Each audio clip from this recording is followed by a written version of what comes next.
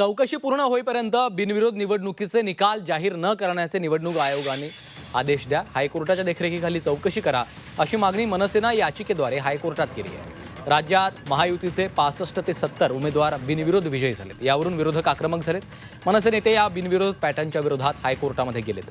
पैशांचा आमिष, तपास यंत्रणांचा दबाव टाकून विरोधी उमेदवारांना माघार घ्यायला लावल्याचा आरोप मनसेनं केला। सोबत आपल्याकडे काही पुरावे असल्याचं मनसे नेते अविनाश जाधवांनी सांगितलं। हे सर्व पुरावे मनसे कोर्टामध्ये सादर करणार आहे।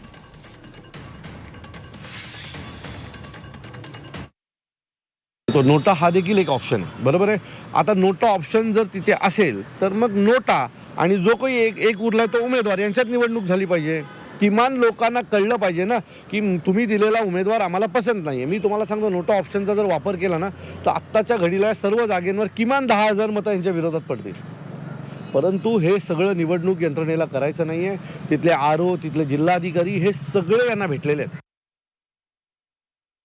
कदाचित दबावाखाली असेल किंवा भीतीखाली असेल किंवा खरेदी विक्री संघच एक तयार झालेला आहे असं म्हटलं तरी चालेल की अनेकांची खरेदी झाली, अनेक जण विक्री करण्यासाठी स्वतःची तयार झाले आणि भ्रष्ट मार्गाने बिनविरोध निवडणुका झाल्या का असा प्रश्न ह्या याचिकेमधून उपस्थित करण्यात आलेला आहे, ज्याबद्दलची चौकशी उच्च न्यायालयाच्या देखरेखीखाली झाली पाहिजे। आणि जोपर्यंत ही उच्च न्यायालयाच्या देखरेखीखाली चौकशी होत नाही तोपर्यंत बिनविरोध निवडणुका जिथे झाल्या तिथला निकाल जाहीर करू नये अशी मागणी या याचिकेत करण्यात आलेली आहे। या बिनविरोध निवडणुकांच्या संदर्भात उच्च न्यायालयाने स्टे दिला पाहिजे अशी सुद्धा मागणी केलेली आहे।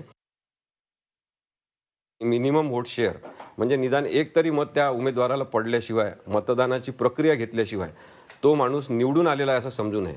कारण की सगळ्या कायद्यांमध्ये सांगितलेलं आहे की इलेक्टेड मेंबर असला पाहिजे। तो लोकसभेचा असेल, तो विधानसभेचा असेल किंवा तो महानगरपालिकेचा असेल किंवा कोणत्याही नगर परिषदेचा असेल, इलेक्टेड मेंबर असला पाहिजे, निवडून आलेला प्रतिनिधी असला पाहिजे अशी कायद्यामधली शब्दरचना आहे। त्यामुळे बिनविरोध आलेला माणूस हा इलेक्टेड मेंबर समजता येत नाही। त्या दृष्टीने सुद्धा विचार झाला पाहिजे अशी मागणी आपण या याचिकेमध्ये केलेली आहे।